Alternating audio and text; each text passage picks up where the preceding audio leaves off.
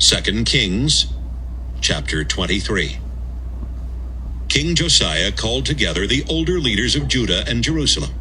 Then he went to the Lord's temple, together with the people of Judah and Jerusalem, the priests and the prophets.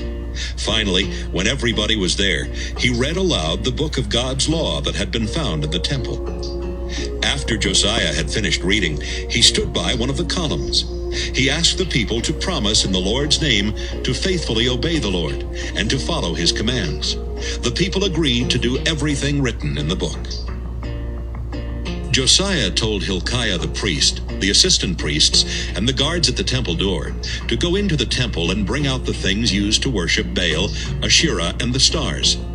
Josiah had these things burned in Kidron Valley, just outside Jerusalem, and he had the ashes carried away to the town of Bethel. Josiah also got rid of the pagan priests at the local shrines in Judah and around Jerusalem. These were the men that the kings of Judah had appointed to offer sacrifices to Baal and to the sun, moon, and stars. Josiah had the sacred pole for Asherah brought out of the temple and taken to Kidron Valley, where it was burned. He then had its ashes ground into dust and scattered over the public cemetery there. He had the buildings torn down where the male prostitutes lived next to the temple, and where the women wove sacred robes for the idol of Asherah.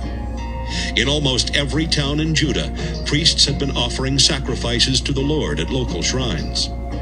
Josiah brought these priests to Jerusalem and had their shrines made unfit for worship, every shrine from Geba just north of Jerusalem to Beersheba in the south. He even tore down the shrine at Beersheba that was just to the left of Joshua Gate, which was named after the highest official of the city. Those local priests could not serve at the Lord's altar in Jerusalem, but they were allowed to eat sacred bread, just like the priests from Jerusalem. Josiah sent some men to Hinnom Valley just outside Jerusalem with orders to make the altar there unfit for worship. That way people could no longer use it for sacrificing their children to the god Molech. He also got rid of the horses that the kings of Judah used in their ceremonies to worship the sun, and he destroyed the chariots along with them. The horses had been kept near the entrance to the Lord's temple, in a courtyard close to where an official named Nathan-Melech lived. Some of the kings of Judah, especially Manasseh, had built altars in the two courts of the temple and in the room that Ahaz had built on the palace roof. Josiah had these altars torn down and smashed to pieces, and he had the pieces thrown into Kidron Valley just outside Jerusalem. After that, he closed down the shrines that Solomon had built east of Jerusalem and south of Spoil Hill to honor Astarte, the disgusting goddess of Sidon, Chemosh, the disgusting god of Moab, and Milcom, the disgusting god of Ammon. He tore down the stone images of foreign gods and cut down the sacred pole used in the worship of Asherah. Then he had the whole area covered with human bones. But Josiah was not finished yet. At Bethel, he destroyed the shrine and the altar that Jeroboam, son of Nebat, had built and that had caused the Israelites to sin. Josiah had the shrine and the Asherah pole burned and ground into dust. As he looked around, he saw graves on the hillside. He had the bones in them dug up and burned on the altar so that it could no longer be used. This happened just as God's prophet had said when Jeroboam was standing at the altar celebrating a festival. Then Josiah saw the grave of the prophet who had said this would happen, and he asked, "Whose grave is that?" Some people who lived nearby answered, "It belongs to the prophet from Judah who told what would happen to this altar." Josiah replied, "Then leave it alone. Don't dig up his bones." So they did not disturb his bones or the bones of the old prophet from Israel who had also been buried there. Some of the Israelite kings had made the Lord angry by building pagan shrines all over Israel. So Josiah sent troops to destroy these shrines, just as he had done to the one in Bethel. He killed the priests who served at them and burned their bones on the altars. After all that, Josiah went back to Jerusalem. Josiah told the people of Judah, "Celebrate Passover in honor of the Lord your God, just as it says in the book of God's law." This festival had not been celebrated in this way since kings ruled Israel and Judah. But in Josiah's 18th year as king of Judah, everyone came to Jerusalem to celebrate Passover. Josiah got rid of every disgusting person and thing in Judah and Jerusalem, including magicians, fortune-tellers, and idols. He did his best to obey every law written in the book that the priest Hilkiah found in the Lord's temple. No other king before or after Josiah tried as hard as he did to obey the law of Moses. But the Lord was still furious with the people of Judah, because Manasseh had done so many things to make him angry. The Lord said, I will desert the people of Judah, just as I deserted the people of Israel. I will reject Jerusalem, even though I chose it to be mine. And I will abandon this temple built to honor me. Everything else Josiah did while he was king is written in the history of the kings of Judah. During Josiah's rule, King Necho of Egypt led his army north to the Euphrates River to help the king of Assyria. Josiah led his troops north to fight Necho, but when they met in battle at Megiddo, Josiah was killed. A few of Josiah's servants put his body in a chariot and took it back to Jerusalem, where they buried it in his own tomb. Then the people of Judah found his son Jehoahaz and poured olive oil on his head to show that he was their new king. Jehoahaz was 23 years old when he became king of Judah, and he ruled from Jerusalem only 3 months. His mother Hamutal was the daughter of Jeremiah from Libnah. Jehoahaz disobeyed the Lord just as some of his ancestors had done.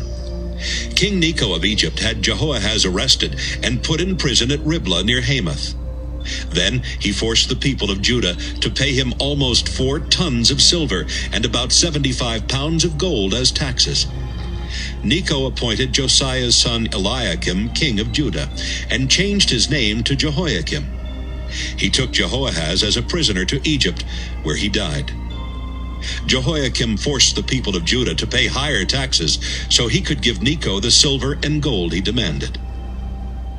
Jehoiakim was 25 years old when he was appointed king, and he ruled 11 years from Jerusalem. His mother Zebidah was the daughter of Pedaiah from Rumah. Jehoiakim disobeyed the Lord by following the example of his ancestors. 2 Kings, chapter 24. During Jehoiakim's rule, King Nebuchadnezzar of Babylonia invaded and took control of Judah. Jehoiakim obeyed Nebuchadnezzar for 3 years, but then he rebelled. At that time, the Lord started sending troops to rob and destroy towns in Judah. Some of these troops were from Babylonia, and others were from Syria, Moab, and Ammon. The Lord had sent his servants, the prophets, to warn Judah about this, and now he was making it happen. The country of Judah was going to be wiped out because Manasseh had sinned and caused many innocent people to die. The Lord would not forgive this. Everything else Jehoiakim did while he was king is written in the history of the kings of Judah. Jehoiakim died, and his son Jehoiakim became king. King Nebuchadnezzar defeated King Necho of Egypt and took control of his land from the Egyptian gorge all the way north to the Euphrates River. So Necho never invaded Judah again. Jehoiakim was 18 years old when he became king of Judah, and he ruled only 3 months from Jerusalem. His mother, Nehushta, was the daughter of Elnathan from Jerusalem. Jehoiakim disobeyed the Lord, just as his father Jehoiakim had done. King Nebuchadnezzar of Babylonia sent troops to attack Jerusalem soon after Jehoiakim became king. During the attack, Nebuchadnezzar himself arrived at the city. Jehoiakim immediately surrendered, together with his mother and his servants, as well as his army officers and officials. Then Nebuchadnezzar had Jehoiakim arrested. These things took place in the 8th year of Nebuchadnezzar's rule in Babylonia. The Lord had warned that someday the treasures would be taken from the royal palace and from the temple, including the gold objects that Solomon had made for the temple. And that's exactly what Nebuchadnezzar ordered his soldiers to do.